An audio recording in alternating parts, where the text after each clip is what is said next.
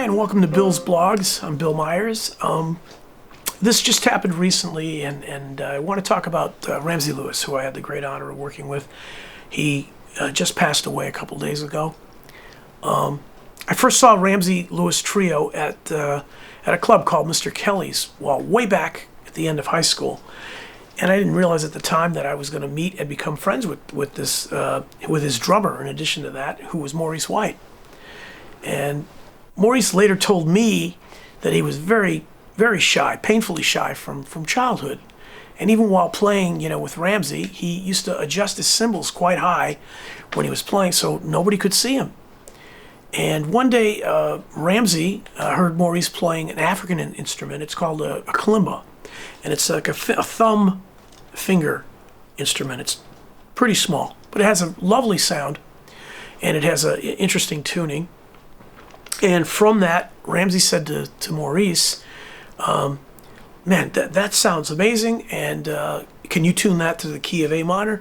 I want you to do an intro to that song tonight, okay?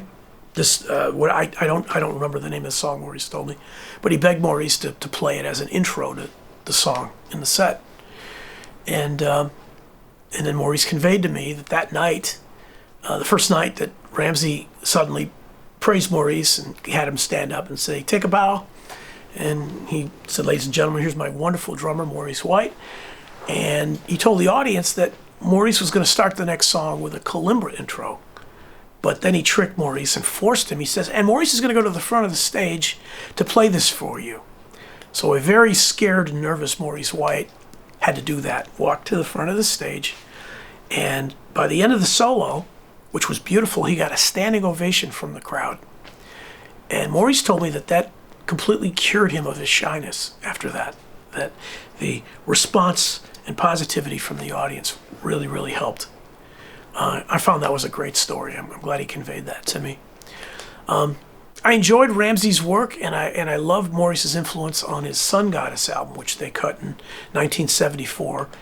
And that I've always carried that with me. And one of the things I did on my own album, All Things in Time, was a song called Sky. I co-wrote that with Maurice, and I was lucky enough to have almost all the members of the band play.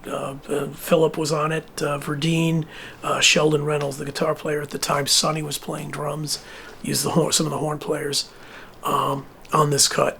And my piano part in that song, which kind of starts it out, kind of was reminiscent of the guitar part that opened in Sun Goddess. I think that inspired me to come up with something somewhat similar.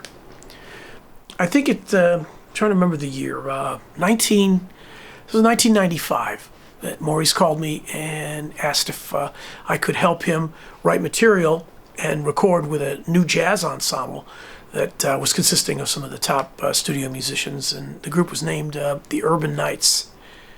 And it was great to get to know Ramsey. He was obviously one of the members, and I was impressed at how easy he just used to take things in stride. Omar Hakim was one of the members, Victor Bailey, and Grover Washington. They were the principals. We also brought other people in, like myself, to be playing on the record too. When we tracked the first song that Maurice and I wrote, titled On the Radio, the band played to a click, and a lot of the other synths already were pre-programmed by me. And Ramsey was having a problem. He was having a hard time hanging tight with the click.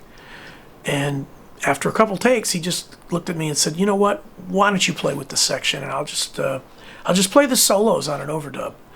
And I was impressed. There was no ego or drama in this at all. I'm not so sure a couple of the members of the band were thrilled that I was playing with them, but I think they got used to me. Anyhow, the album generated a lot of praise from the jazz community. It led to further Urban Night albums. I was even able to contribute more material and a little bit of co-production on the second album. I lost track of Ramsey in these last couple years, and I felt terrible just the other day when I heard that he'd passed on. He was someone that I wish I had kept in much closer contact with. And this man, really had a wonderful career. He was a gentleman. I've never heard anybody say anything bad about him, and I want to express my deep condolences to the Lewis family.